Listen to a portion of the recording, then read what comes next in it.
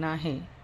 काकींचे म्हणजे त्यांचे लग्न झालेले, त्यांना त्या दत्तभक्त होत्या. निस्सीम भक्ती आणि सतत नामस्मरण, एकदम मनापासून पवित्र आत्मा असलेल्या त्या अशा लहानपणापासून दत्त मंदिरात जायचं, दिलेला प्रसाद ठेवायचा, त्यातली थोडासा घेऊन निघायचं आणि अर्थातच देवाला विचारून बरं का.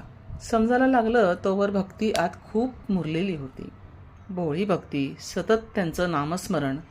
आता लग्न होऊन त्या सासरी आल्या होत्या. संसाराला सुरुवात झाली. घराण्याचे नाव मोठे होते. सर्वांना अन्नदान त्या करीत असत. विचारपूसही सगळ्यांची करत असत.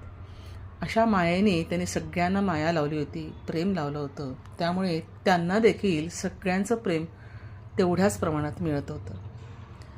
त्यानंतर त्यांना एक मुलगा पण झाला. शेतात काम करत असताना पौर्णिमेच्या दिवशी समोर श्री दत्त महाराजांनी दर्शन दिले आणि त्यासाठीच त्यांचा जीव असलेला होता. ती इच्छा देखील त्यांची पूर्ण झाली होती. दर्शन दिल्यानंतर त्यांनी प्रसन्न मनाने गुरुदत्तांकडे बघितलं. डोळ्यात एक प्रकारची आशा होती, इच्छा होती. असं काहीच नव्हतं बरं का. पण तरी श्री दत्तगुरूंनी विचारलं की तुला काय हवं, संपत्ती की संतती? एका क्षणामध्ये तिनं उत्तर दिलं की मला संततीच हवी देवा. अर्थातच देवाच्या त्या रूपाने, त्या तेजाने त्या चक्कर येऊन पडल्या. सगळीकडे शोधाशोध सुरू झाली. मग खूप शोधल्यानंतर त्या शेतात आढळल्या.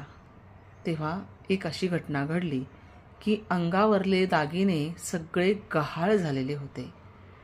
एक सिद्धाकडे हे लोक गेले आणि नाथांची गादी परंपरा होती त्यांच्याचकडे. त्यांनी सांगितलं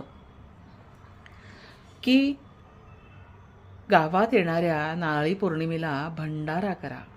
भजन चालू असताना दागिने सापडतील.